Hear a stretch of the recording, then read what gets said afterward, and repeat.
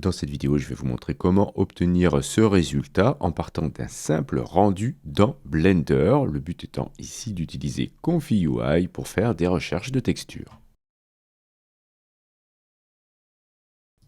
Voici quelques rendus que j'ai faits dans Blender. Donc le rendu de base, c'est ça. Donc un intérieur extrêmement simple avec d'autres rendus dans lesquels j'ai segmenté les parties avec des couleurs. J'ai aussi fait un rendu juste avec des lignes et j'ai ensuite, grâce à l'image précédente avec les couleurs, segmenté des parties que je vais pouvoir du coup masquer dans Confi.UI, ce qui me permettra de faire du in-painting et j'ai même fait un rendu de la profondeur directement dans Blender. Ensuite, dans Confi.UI, j'ai ici un workflow basique pour SDXL. Alors c'est une version turbo, hein. J'ai utilisé Turbo Vision XL Super Fast, etc. pour que ça fasse des rendus plus rapides, au détriment de la qualité, d'accord, mais ce modèle a l'avantage de pouvoir travailler avec la définition normale de SDXL et de pouvoir utiliser un cassampleur simple et surtout, vu que j'ai une machine qui n'est pas très balèze, ça me permet d'utiliser aussi, donc voilà, voici ce que j'ai fait, j'ai ajouté par-dessus donc deux contrôles nets, un Cani, dans lequel j'ai injecté les lignes que je vous ai montré tout à l'heure, que j'ai fait dans Blender. Alors je les ai fait dans Blender pour que ce soit un peu plus précis, même si j'utilise ensuite, mais ce n'était pas nécessaire ici, un préprocesseur. Et j'ai ajouté un contrôle net pour la profondeur, dans lequel voilà, j'ai injecté aussi l'image que j'ai faite dans Blender. Pourquoi? Parce que c'est plus précis de le faire dans Blender plutôt que d'utiliser le préprocesseur dans Confi.UI. Je me suis même permis d'ajouter un petit workflow IP adapteur avec cette image que j'ai générée dans Midjourney, voilà, ce qui va me permettre d'avoir un exemple de ce que je souhaite obtenir. Bien sûr, tout ça demande des connaissances. Vous devez savoir ce qu'est IP adapteur, ce qu'est ControlNet, comment le mettre en place, etc. Donc ici, moi, je ne vais pas tout détailler, c'est juste pour vous montrer un exemple de ce qu'on peut faire et surtout de montrer un petit peu un usage de l'IA. En quoi elle peut nous être utile. Ici, elle va m'être utile pour faire des recherches de textures, de matière, d'éclairage, etc. pour une scène que je pourrais finaliser ensuite en 3D. Comme j'utilise SDXL Turbo, je peux avoir peu de steps. Ici, j'en ai mis 4 et 2 pour CFJ. Et j'ai utilisé le sampler DPM++ SDE en Keras. Si je génère ça, je peux obtenir une image comme ça. Bien sûr, je vais faire plein d'autres générations pour ensuite choisir celle qui m'intéresse. Et une fois que j'en ai une qui m'intéresse, je vais bloquer le seed, ici, je vais mettre fixed.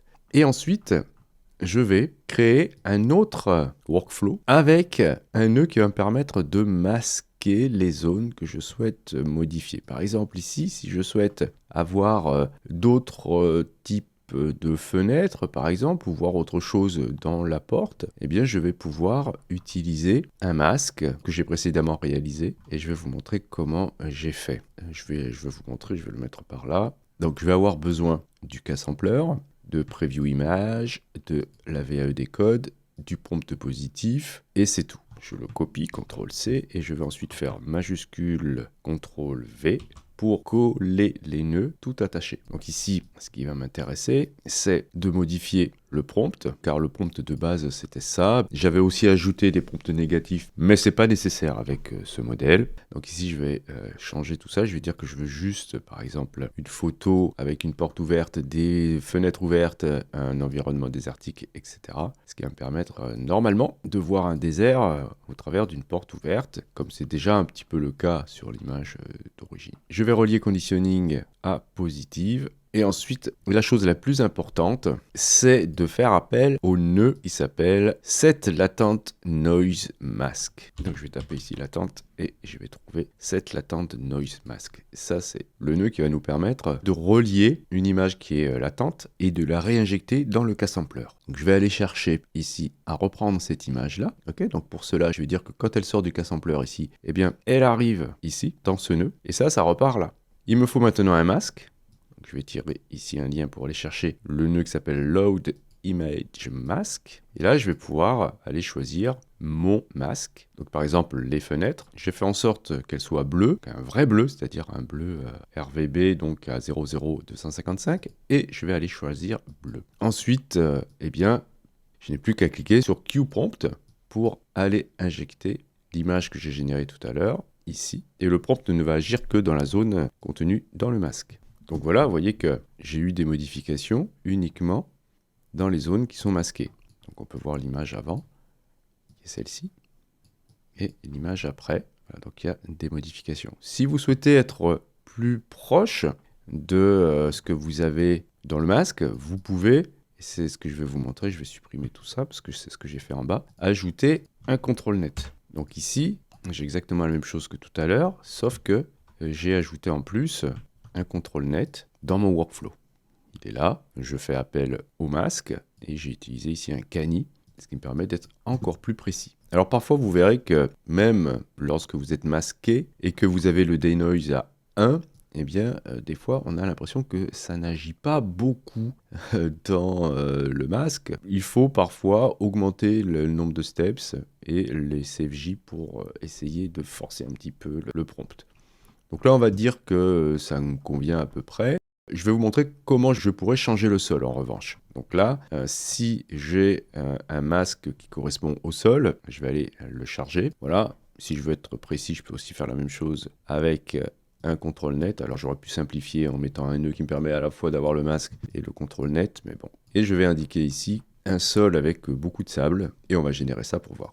Voilà, ça me donne ce résultat qui est un petit peu trop fort à mon goût. Alors comme il s'agit de InPainting, eh bien, je vais pouvoir ici jouer avec la valeur de denoise pour mixer la génération actuelle avec la précédente. Donc, je vais mettre ici par exemple 0.7 et je vais soit décider de refaire la même chose et puis si ça me plaît, hein, et de le mixer avec la version d'avant. Pour cela, il faudrait que je bloque ici le seed ou bien essayer de générer autre chose et c'est ce que je vais faire. Donc vous voyez, avec un denoise à 0.7, c'est beaucoup plus estompé. Et n'oubliez pas que vous pouvez aussi agir sur le prompt pour obtenir des modifications. Donc je vais encore baisser le denoise, je vais le mettre à 0.4 et je vais recommencer. Donc voilà ce que ça peut donner. Vous voyez, j'ai du sable, c'est très intéressant puisque à l'extérieur, voilà, c'est désertique et c'est bien mixé avec ce que j'avais au-dessus. Je pourrais rajouter d'autres nœuds pour ensuite modifier le plafond, par exemple, en utilisant cette image, etc., etc. Et continuer ainsi les recherches. Ce que j'ai fait ensuite, c'est que j'ai ajouté la même chose, mais pour pouvoir travailler le plafond. Et là, j'ai demandé à avoir des plaques métalliques rouillées. J'ai un denoise qui n'est pas à 1, ce qui me permet de mixer l'image précédente avec la nouvelle, et j'obtiens ce résultat. Et enfin, je me suis amusé à corriger les vitres pour prendre en compte du coup le nouveau plafond. Là aussi, j'ai un denoise qui n'est pas à 1 et j'obtiens ce résultat. Donc on peut voir qu'on a une réflexion, en tout cas une simulation de ce qu'on pourrait voir dans les vitres. Alors évidemment, là le résultat n'est pas super. On a besoin de faire une dernière passe, mais cette fois-ci sans masque. Donc je vais sélectionner ça, je le copie, je le colle, je vais injecter donc la sortie du casse-ampleur de l'image finale ici, et je ne vais pas mettre de masque cette fois-ci, donc je vais supprimer le masque, voilà. Je ne vais pas utiliser de contrôle net non plus.